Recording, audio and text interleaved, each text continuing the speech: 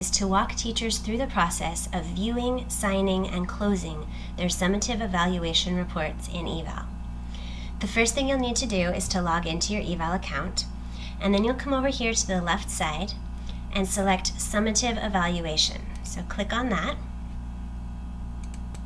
and it will open up the Final Report Submission Overview. So you'll need to come over to the last option here where it says Final Report. One thing to notice is if your screen is sized smaller than this, you may only have one tab here with a little triangle. When you click on that, it brings up a drop-down menu, and Final Report is your last option down here. So we'll go ahead and resize the screen again and click on Final Report. When this opens up, you'll see a blue box here that allows you to view the report. When you click on View Report, that acts as your signature on your summative evaluation report. Remember that your signature on this report just indicates that you've received it. So go ahead and click on View Report. And this will open up a blue text box that allows you to provide an optional response and then submit the response to close the report. Before we do that though, we'll go ahead and take a look at the report. So as we scroll down here, you'll see that this is a summative evaluation report in our demo site, and it's not real. So any evidence that's in here is just made up.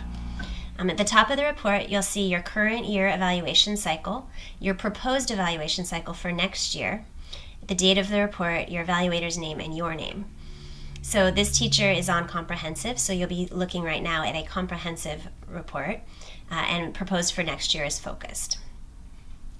The next thing you'll see is your evaluator final recommendations.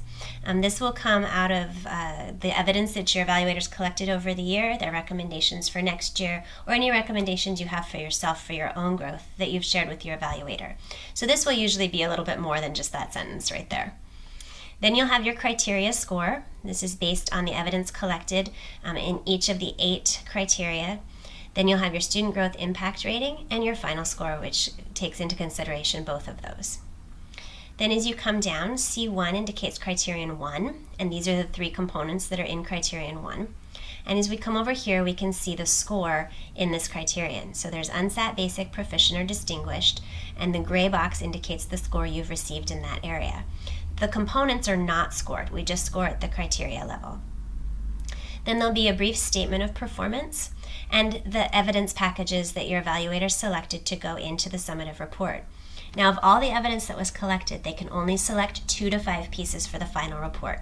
So there'll just be a few things that have been chosen to come through into this. Then we've got criterion 2, a score, a statement of performance, and again the exemplar packages. And as we scroll through, we'll see each of the 8 criterion. Notice in 3, 6, and 8, the student growth goal is listed, and this does have its own score. So there's 3, this is criterion 4, 5, 6, 7, and 8. And that brings you to the end of the report. So we'll go ahead and come back up to the top here. And again, anything you type in here is optional, how much or how little you want to type. Anything that you type, though, allows the report to be closed. So you can just type thank you or received, or again, if you have any final reflections or thoughts, you're welcome to share those here too. And I'll go ahead and click Submit Response. Now at the top, you'll see that it says Final Report Status Completed and Locked. If there was some reason why a change needed to be made in the report, you can request an unlock just like you can in your observations and your student growth goals. Now, one last thing that you may wish to do is right here. It says click to view official report as a PDF document. Know that everything that's in eval is purged when the year is over. So if you would like to save a copy of your summative report, you'll want to click right here and open up a PDF version. Now you have the option to open or to save the file, and so you can do whichever version you prefer, but you may want to open the file first,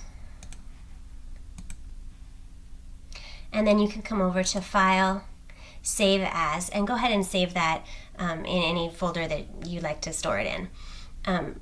We don't recommend that you print these though, as the reports do get rather long, so you can go ahead and save that for future reference.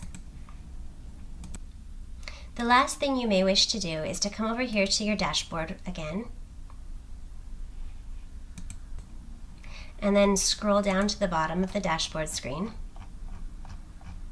And there's an option here for data package, and this allows you to generate a data package or a zip file containing all of the archived reports as well as any artifacts for the evaluation at this location. So this does allow you to save off the things that you've put into eval during the year. So again, you can open or you can go ahead and save it, whichever you prefer to save that off. Do remember though that may contain sensitive student information, so make sure that you're storing that in a way that is secure. And that is it for your final summative evaluation in eval. So congratulations on finishing it, and have a great rest of your year.